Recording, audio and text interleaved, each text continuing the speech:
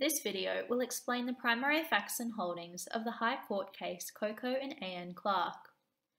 This case concerns itself with the issue of disclosing confidential information and the breach of that information by the defendant.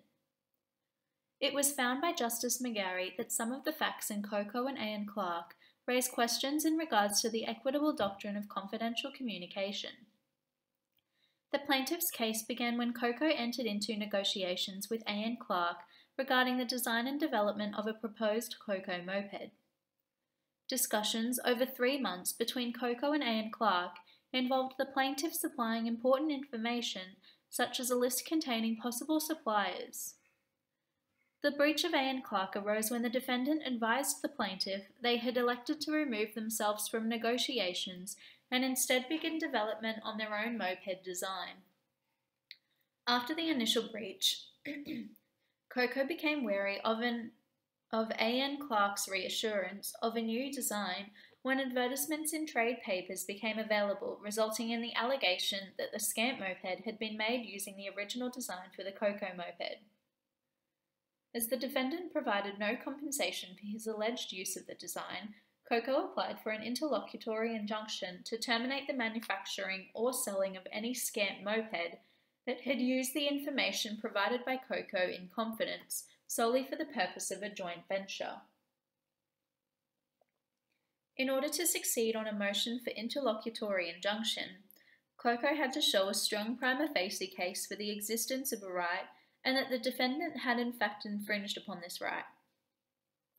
McGarry based his findings on the 3 elements for a breach of confidence, established by Lord Green in Saltman Engineering Co. Limited and Campbell Engineering Co. Limited, that A. The information must have the necessary quality of confidence about it, B. It must have been imparted in circumstances importing an obligation of confidence, and C. There must be an unauthorized use of that information to the detriment of the party communicating it.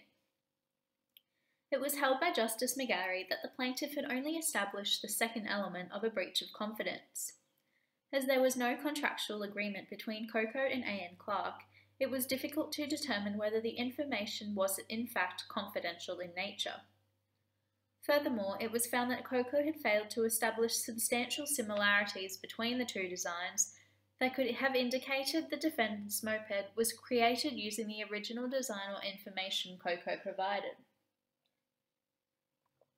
In order to establish the second element, Justice McGarry used the reasonable persons test, applied by Justice Thomas in the Argyll case, to say that in circumstances such that any reasonable man standing in the shoes of the recipient of the information would have realised that upon reasonable grounds the information was being given to him in confidence, then this should suffice to impose upon him the equitable obligation of confidence.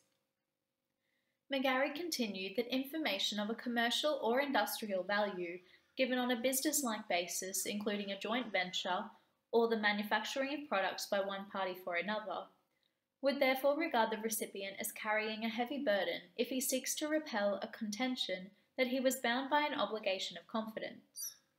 Lastly, in regards to Coco's application for an interlocutory injunction, Justice McGarry found that this was an inappropriate action as there was no cross-examination of witnesses and a charge of fraud would be inappropriate based on the affidavit evidence.